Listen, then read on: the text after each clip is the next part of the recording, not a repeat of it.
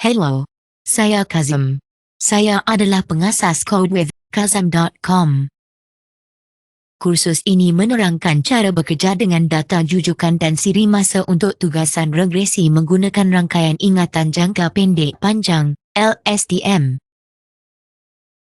LSTM boleh digunakan untuk klasifikasi dan regresi, tetapi fokus utama dalam kursus ini ialah regresi. Kerana anda mesti tahu regresi untuk ramalan siri masa. Biar saya mulakan dengan rangkaian LSTM pada mulanya. Manusia tidak memulakan pemikiran mereka dari awal setiap saat. Semasa anda menonton kursus ini, anda memahami setiap perkataan berdasarkan pemahaman anda tentang perkataan sebelumnya. Anda tidak membuang segala-galanya dan mula berfikir dari awal lagi. Fikiran anda mempunyai ketekunan. Rangkaian saraf tradisional tidak boleh melakukan ini, dan ia kelihatan seperti kelemahan utama. Sebagai contoh, bayangkan anda ingin mengklasifikasikan jenis acara yang berlaku pada setiap titik dalam filem.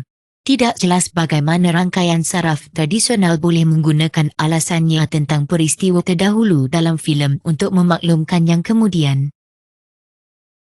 Rangkaian LSTM ialah sejenis rangkaian saraf berulang, RNN, yang boleh mempelajari kebergantungan jangka panjang antara langkah masa data jujukan.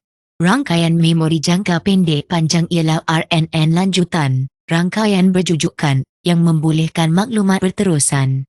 Ia mampu menangani masalah kecerunan lenyap yang dihadapi oleh RNN.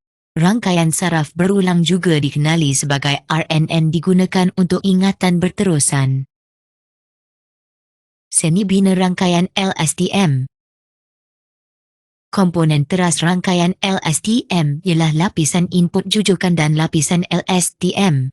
Lapisan input jujukan memasukkan data jujukan atau siri masa ke dalam rangkaian.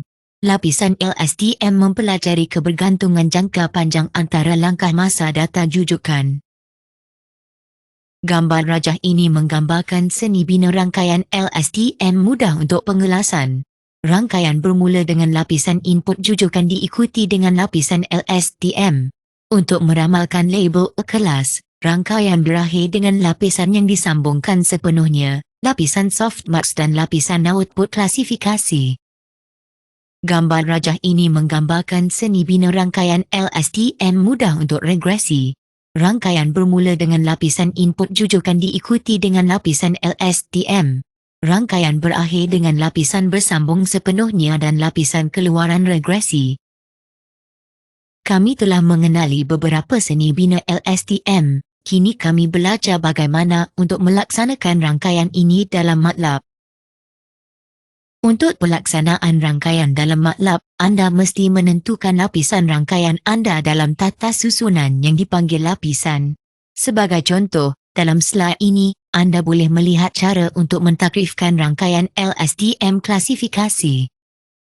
Untuk mencipta rangkaian LSTM bagi klasifikasi jujukan ke label, buat tata susunan lapisan yang mengandungi lapisan input jujukan, lapisan LSTM, lapisan bersambung sepenuhnya, lapisan softmax dan lapisan output klasifikasi.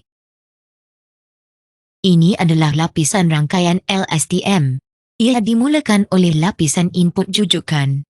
Input lapisan ini ialah bilangan ciri. Tetapkan saiz lapisan input jujukan kepada bilangan ciri data input. Dalam contoh ini, bilangan ciri ialah 12. Lapisan seterusnya ialah lapisan LSTM. Untuk lapisan LSTM, nyatakan bilangan unit tersembunyi dan mode output terakhir. Dalam contoh ini, bilangan unit tersembunyi ialah 100. Tetapkan saiz lapisan yang disambungkan sepenuhnya kepada bilangan kelas. Kami sedang menulis klasifikasi LSTM, jadi kami mesti menentukan bilangan kelas. Anda tidak perlu menentukan panjang jujukan.